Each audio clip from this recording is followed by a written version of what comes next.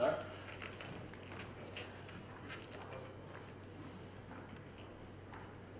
Okay. So first of all, why do we need a website? I see many people nowadays, instead of having their own website, they build like, for example, a Facebook page, and they think that's enough. But honestly, I would recommend you to think twice, because... Can you use mic? Sure.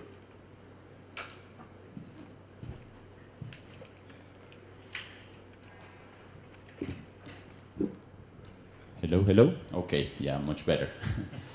So, having a Facebook page is usually not enough, because, well, you know, the social network come and go, and then they are actually like owning all your information, all your content, and I believe it's better that you have control and you own the experience. There is also another factor that all these pages look exactly the same, and well, you want to express your personality, you want to show like different exciting things about your business in different ways. So yeah, okay, so there are many tools. So when you start building a website, you find that there are usually like two different types of people that work on it. So the first one is, well, the people that focus on the content side, and the content is, let's say, the soul of the website. So these are, let's call it the content editor. They can be copywriters or marketing managers, and well, they usually like to use easy-to-use interfaces. For example, graphical user interfaces, and they are usually on the go, and they want to make changes to the website on their mobile phone or from a different computer. So the solution that we provide to them, it has to be like very flexible, and they also like to get feedback quickly. When they make changes to the content, they want to see how it looks, how it will look in real life. So the other user is us, I assume, the developers. So we like to use our favorite tools and programming languages. We don't want to be forced to using a particular technology just to make something work. And yeah, we also like to see, similar to the content editor, we like to see how our features look or would look in real life. So we need this constant feedback. Okay, so there are many tools for doing this, for building websites, as you may know. The most traditional ones are the CMS, content management systems, and these are tools that usually are backed by a database. So all the content is in a database, and then this content is served dynamically from an application server. So you need something like PHP running, and you also need like MySQL database, for example. And well, these tools have been for a very long time. They have very large communities, and they provide like a dashboard where you can go and edit your content, creating pages and stuff. They usually provide this called the Wysiwyg. That's what you see is what you get. It's like a rich text editor where you can see, like, as you type, how it looks like. And yeah, I mentioned there are many themes available, there are many plugins that enrich the functionality. And all that is good, but then these systems can become very complex to manage. Like when you want to upgrade to a new version, it can be very painful. Or when you want to have like a copy of your site locally, then you have to do database migration. It can be very complicated, especially for the developers. They have like a certain way of working, so they have these layouts, and then if you want to do something outside of them, it can get really complicated. And as I mentioned, like, they need a database, an application server, so they tend to be more expensive. And also, well, if you need to, for example, do your website using Drupal, then you need a developer that has the knowledge.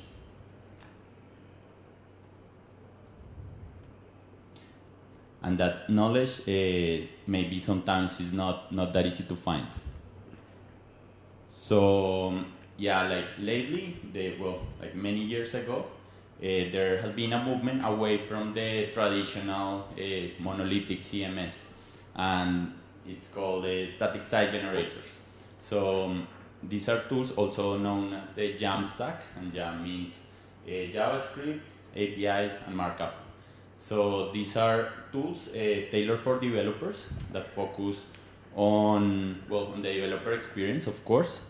They focus on speed, on performance, and they're also pretty cheap. So the way they work is that you put all your content, all your images, all the different things that the website needs, and then they run this, let's say, like compilation process, and the output is a static site, HTML, CSS, and everything ready just to put that in a web server or a CDN, and it doesn't require an application server or a database. So that's all great, but as I mentioned, like all the content lives in files and folders, and well, what happens if you are, for example, in your mobile phone, you need like a specialized tooling for publishing, also for editing.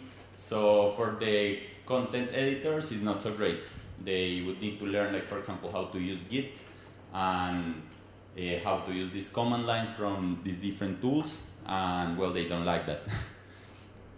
And yeah, of course, another drawback is that, well, everything is static, so there is no like backend server that is built into the solution. So if you want to provide like some backend functionality, you'll have to provide it via an API, and then it's more work. All right, so the question is, like, can we have a solution for both? Can we have something that works for developers and for content editors? And of course, the answer is yes.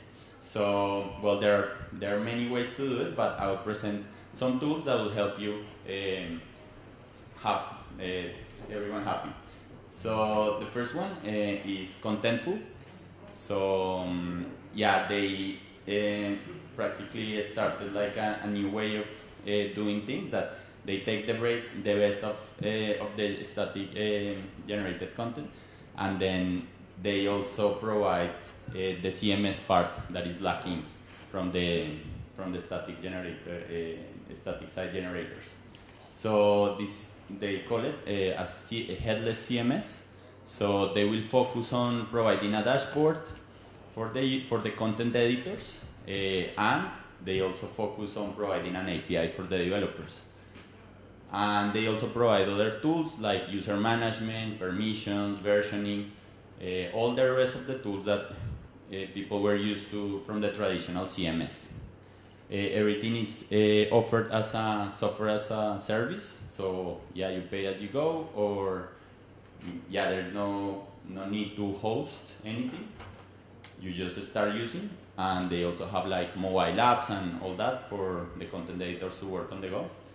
And yeah, if you have like other places where you want to use the content, you can do it. So for example, if you want to have like the same content in a mobile app, then this is great because the mobile developers can just pull the content from the API.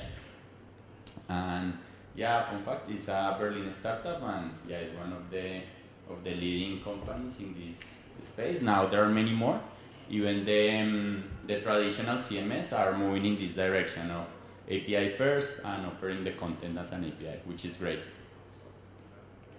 So the second tool that I want to talk about today is GatsbyJS. So Gatsby is a very opinionated JavaScript framework that provides a static site generation. So let's think as the next generation of the previous tools.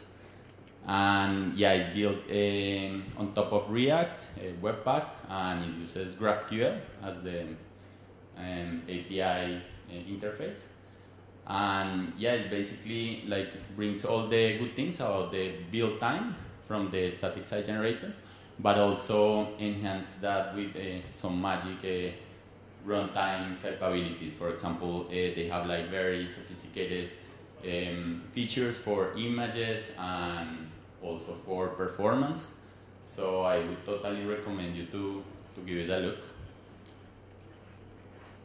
And yeah, like I can probably like do one talk about only GatsbyJS, but we'll focus more on all the rest and not in the GatsbyJS features. All right, so let's get our hands dirty. So we're ready to work. So the first thing is that let's focus on the developer first. So yeah, like you start writing your JavaScript code, your React components, and then, well, you want to test how it looks. So you just type Gatsby develop, and then you have like a local dev server, and it actually pulls all the content from Contentful, so you get like the real content. So you get immediate feedback, and yeah, you can test your new features. So how about the content editor? They don't have like Gatsby installed in their computer, and yeah, they can see the preview in Contentful, but it's not like the real life content, the real life website, like a Wysiwyg editor. So they might also want to test the content on the existing features without publishing. So how can they do that? And what happens if you want to share, like for example, a feature you're working on with the whole team, and without having them to install Gatsby and all that? So since this is a Google conference, this is the solution I propose. There are many ways to do it, but one of the most exciting components from Google Cloud right now is this tool called Cloud Run. So it's basically a serverless offering for compute. So it's based on Docker containers. So you give Cloud Run your Docker container, and it takes care of all the rest. So it's fully managed by Google. It scales automatically. Also, if you are not using it, then it scales to 0, so you don't have to pay. And yeah, it's built using Knative, which is open source, let's say a standard for doing serverless on top of Kubernetes. So what does it mean? That if you want to move away from Google Cloud, then and you already have a Kubernetes cluster, then just install Knative and you give them your container and it works. All right, so that's one part of the solution. You have like your dev server inside running in the cloud with Google Cloud Run. But what happens when there are changes in the content? So Contentful has this super cool feature called webhooks. Those webhooks are HTTP callbacks that are triggered based on either content changes or when content is published. There are many different actions, and you can configure like which type of entries or content, and they're very flexible even by specific properties. So yeah, you want to trigger a webhook just when this kind of page changes. You can configure everything in the Contentful UI or using the command line. So right, let's see how it works in real life.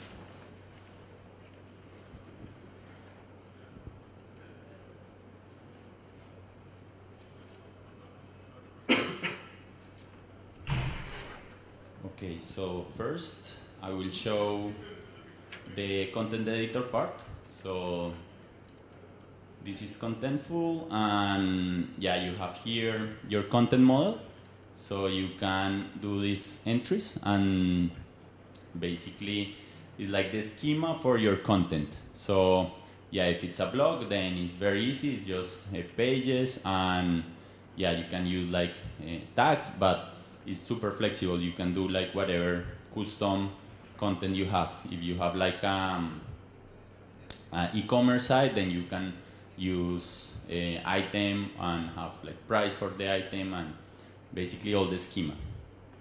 And then you have the content, which is like the actual, let's say, if the content model are the classes, then the content will be the objects, something like that.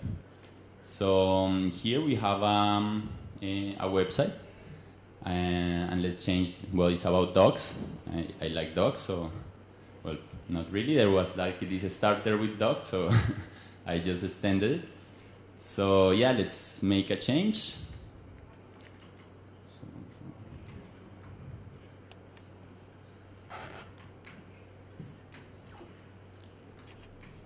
Alright, so this is the Wysiwyg that I was talking about. So here you can see a preview, and then you can see the change here, but this is not like the real website, right? So here we can see this button, open preview, and then here you can see the change. So how does it work? Like as I mentioned, there are these webhooks.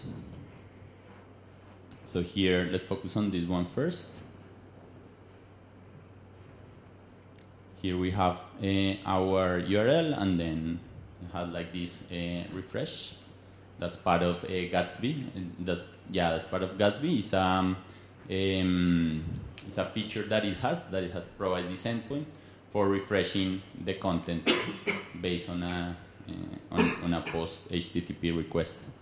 And here, as I mentioned, you can see that I'm only triggering this webhook when entries are saved or auto-saved, which is different for some reason, and entries and assets. So all for example, the pages, and also when there are new images. And that's it. And there is also another setting that is this content preview, where you basically tell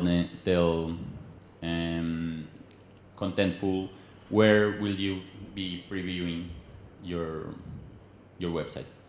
So here you can see the Cloud Run endpoint, and yeah, so those are changes from the content side. Now let's see changes from the code. So I will do something very similar. I will just make a change to the footer. The footer is not managed by Contentful. Footer is managed by the Gatsby application. So yeah, let's go to the bottom, and then I'll do something very similar.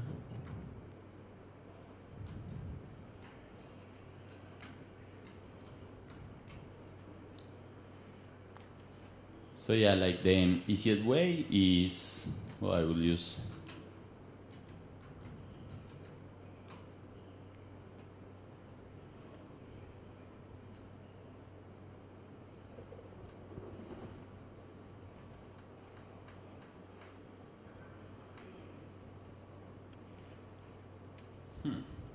I have to put the environment variables.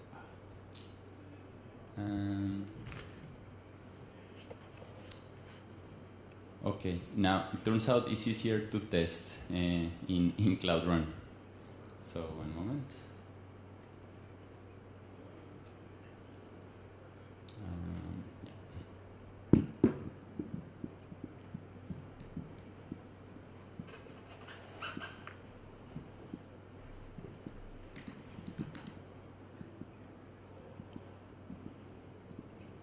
Yeah, so let's say I tested locally and everything is fine, but I want to share this change or this new feature with my content editors.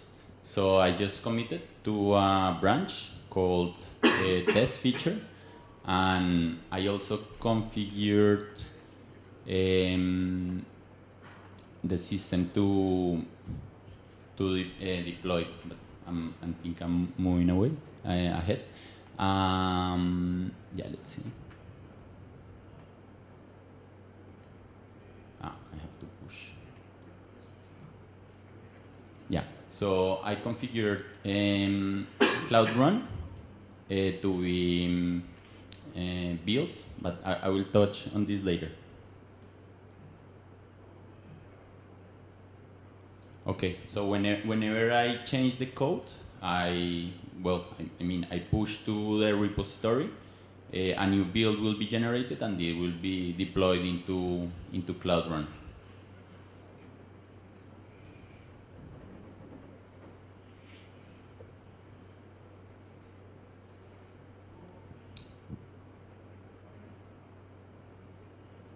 Okay, this takes a few seconds, so I will go back to the presentation and then we can see the results.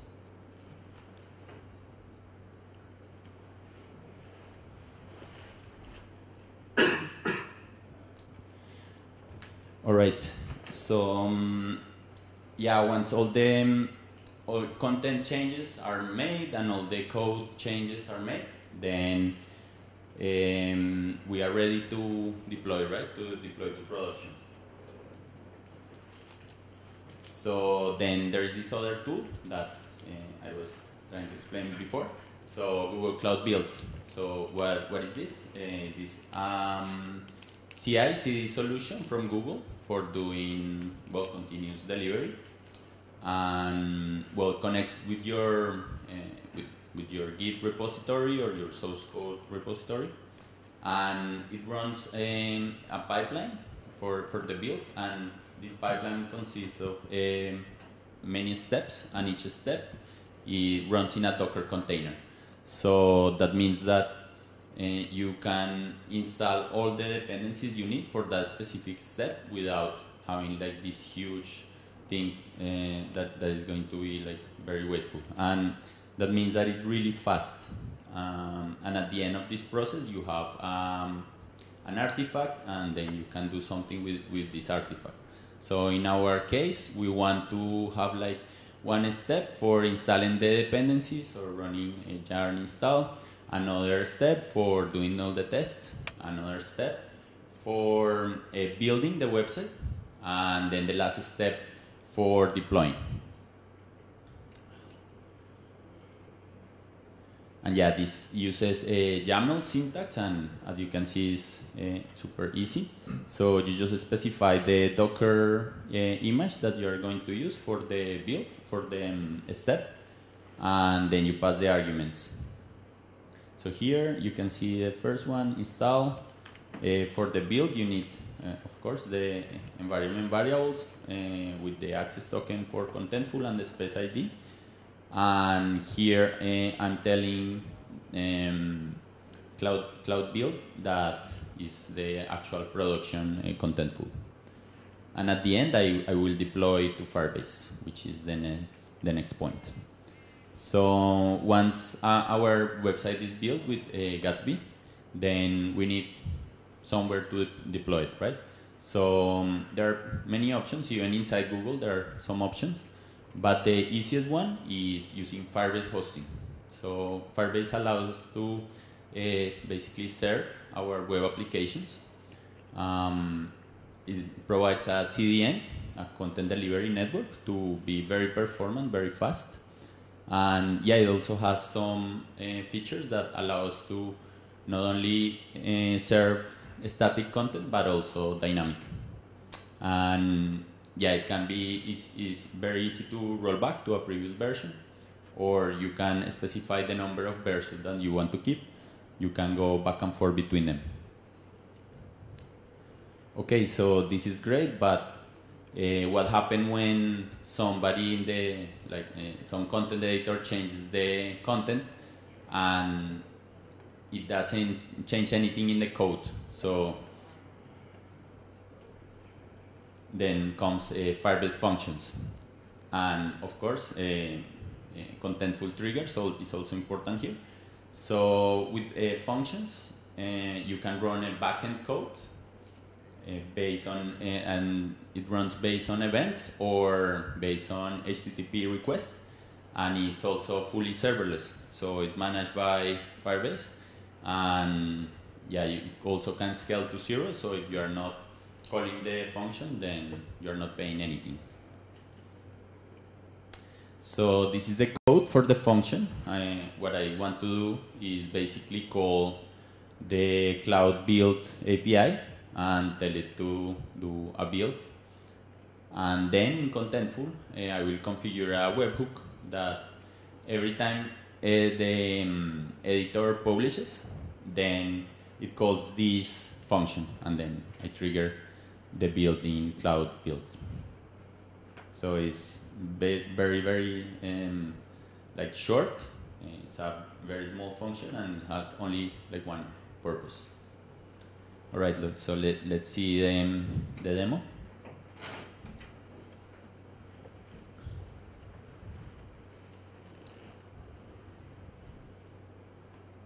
Okay, so as you can see, this is the build that we did before. So here I'm just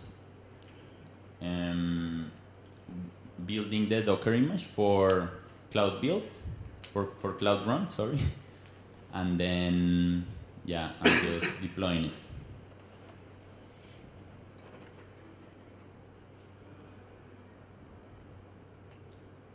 Okay, so let's say our change is ready for deployment. So we go to master, and then we merge our test. Or you can also do a pull request. But let's say this is simpler.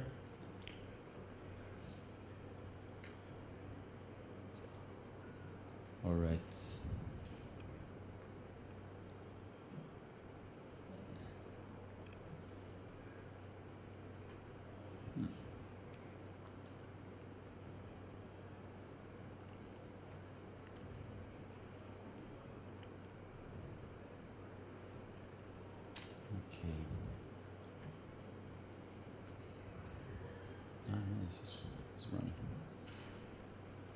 Yeah, so here what happened, I merged all my my code from the development version into the master and then push that. So this triggers automatically the build for the production build. It will build the static website and deploy to Firebase. So here we can see the progress. Each step has their own logs, so yeah, you can see that this will take a while. So let's check back later. Let's see from the Contentful side what's necessary. So last time we came here, you saw in the webhooks there was also another endpoint, and is this one? So yeah, here I'm telling Contentful, whenever publish, unpublish, or delete entries, call this trigger, and this will trigger the whole rebuild of the site and the deployment. So let's see the code from the function.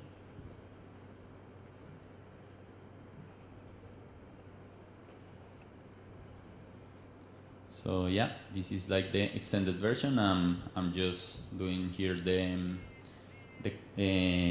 token retrieval. So whenever you are running in Google Cloud, you have this application default credentials. So it's based on service tokens. So with just one API, you can retrieve the current access token, and then I'm using that to call the trigger.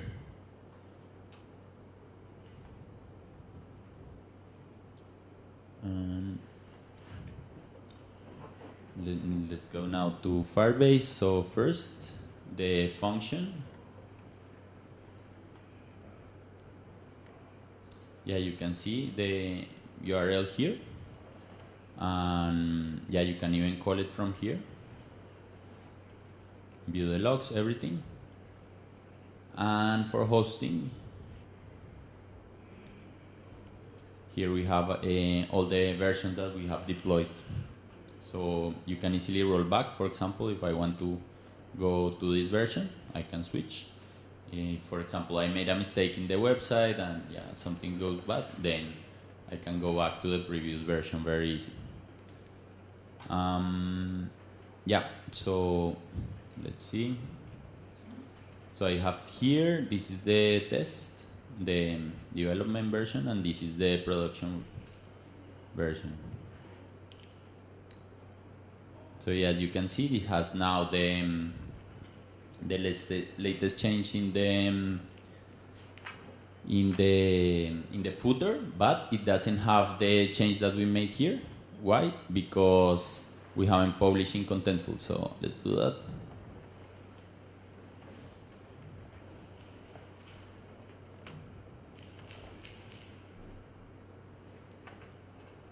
And then let's see that our build started. Yeah.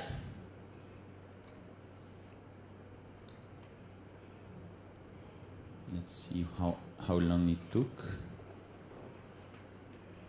Yeah, it took like almost 2 minutes. 2 minutes 37. All right, so in a few moments should be live. Meanwhile, let's go back to the slides. All right, so almost there. Let's recap. So this is the architecture, so showing all the components. So let's go step by step. So the development team goes and deploys to GitHub or whatever source control tool you're using, and this will trigger specific things using Cloud Build. One of them is deploying to Cloud Run for the preview, and another, depending on the branch, is deploying to Firebase. From there, the users can access the production website, and of course, I didn't go into much detail for the credentials, but there is also a service for managing secrets and not having to put them, not having them in the source code, which is a really bad practice, or retrieving them from elsewhere. So the key management service, and yeah, there is the other side, the content editors. They work directly in Contentful, and based on specific actions, Contentful can trigger a Cloud Build. And yeah, this will also end in a deployment or in a refresh to the development server. And yeah, that's it. So let's talk about money. All these tools have a generous free tiers, so you can do I don't know, a small website or a portfolio for free. But if you have a lot of traffic or you have a lot of editors or developers, then you might have to pay. So Contentful has a 10 user limit for the free version, and then you have like other features like more advanced and stuff. So yeah, I put the links there if you want to see the pricing. Also a GCP, Cloud Build and Cloud Run, they have free quotas. So yeah, like for Cloud Build it's almost, well, it's really difficult to get over the quota because yeah, it's pretty large. And for Cloud Run, it's pay as you go. So the more traffic you get, then the more you have to pay. And Firebase has 3 different plans. So the first plan is free, has some restrictions, some let's say for example storage limits, and then it's pay as you go. So other production considerations are, well, I didn't show like how to do a custom domain. That's not difficult, but it will be more work. I didn't show like multiple environments. So Contentful has this thing called environment that are like branches, but for content. So you can have, for example, a staging content for a website, and then you promote it to production. So I didn't went into that, or I didn't go into more complex approval workflows. So there are, like for example, editorial companies that needs to like have approval from someone before you publish and stuff. So I didn't go there, and well, I didn't secure the webhooks, so don't tell anyone. You should do it. Contentful has this. You can customize headers, and then you can put like a secret there, and then you can validate it in the other side, so everything is secure. And well, there are like many other things. So this is a proof of concept, very simple example. Well, the truth is that we have the same system in the company, but it's on AWS. So I just thought it was going to be interesting, like showing the other side of the coin. And I find the tools in Google like much more performant and much more intuitive than the ones in AWS. But hey, that's my opinion. So if you want to learn more, here are some links for Cloudbeat, for Gatsby, also for the whole concept of treating CMS, the CMS as a code from Contentful. And if you want to see the source code, there are the links to my GitHub page. And that's it. Thank you very much.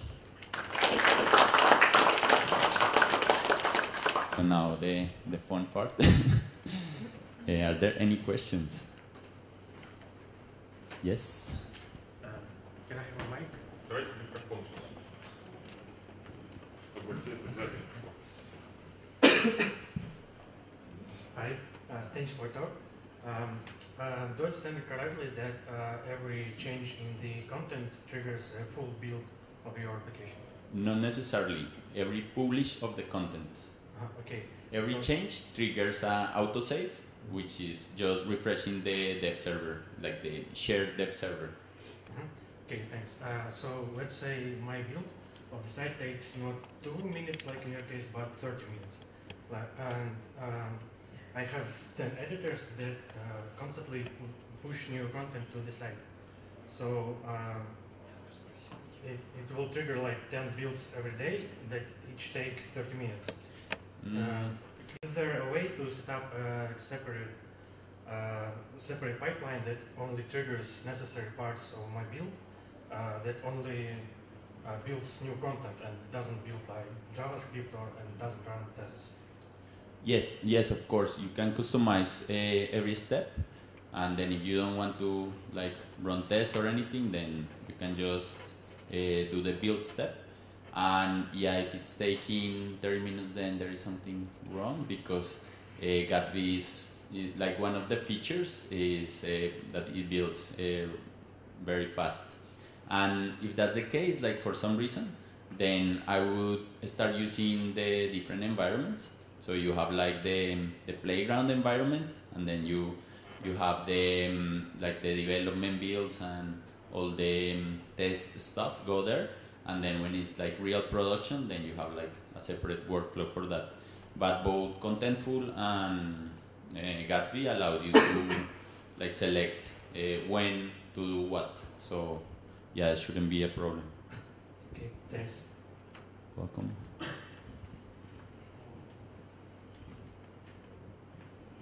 Мне кажется, надо микрофон кидать. Hi. Hi. Yeah. Hello. I hear you. Работает. It's working. Okay. Thanks for your speech. I have a question about Google Cloud. Does it require, if I understood correctly, it requires Docker image. So do you need to set up it by yourself, or just Google Cloud Run? Google Cloud? Yeah, runs Docker images. So yeah, you have to provide the Docker image, but yeah, in this case it's very simple. It's just then base node Docker image. I will show it to you.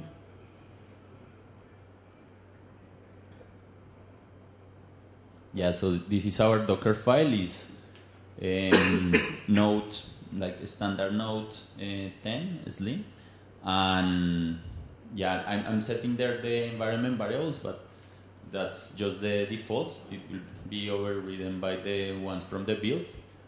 I'm copying the files, and then installing the dependencies, and then yarn develop. So that's it. That's only for the development dev server that we want to share with the team. So for the actual build, there is no need for Docker image. Like you can just run a yarn, Gatsby build, and that's it. Okay, thank you. Come.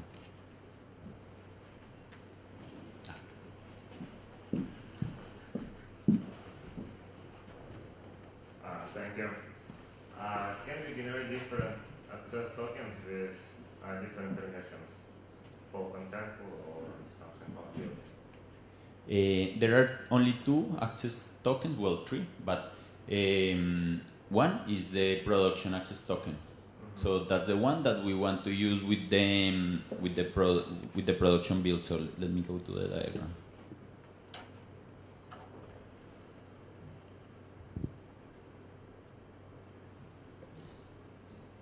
Yeah, so this is related to Contentful. So one is when you are going to do the build that will go to Firebase.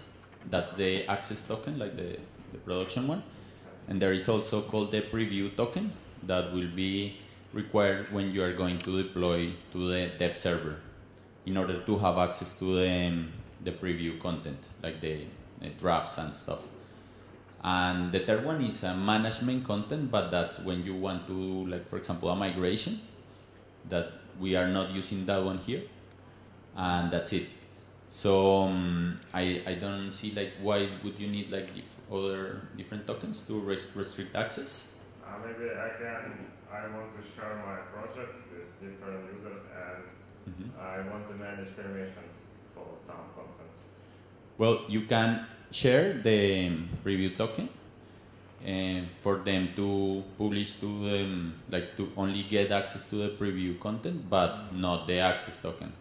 So that would be one way to do it. If you mean like the permissions in Google Cloud, then that's also possible. You can have different users with different roles and permissions there. Yeah, thank you. Or even at the repo level, you can restrict by branch. So I have permissions for Contentful. For Contentful. Yeah. Yeah, they take care of that. Like for the editors, you can specify that this person can only create drafts, but they cannot publish, and this other person can publish, for example. That's without tokens or anything. That's just like from the content editor side. Thank you. Yeah, you're welcome.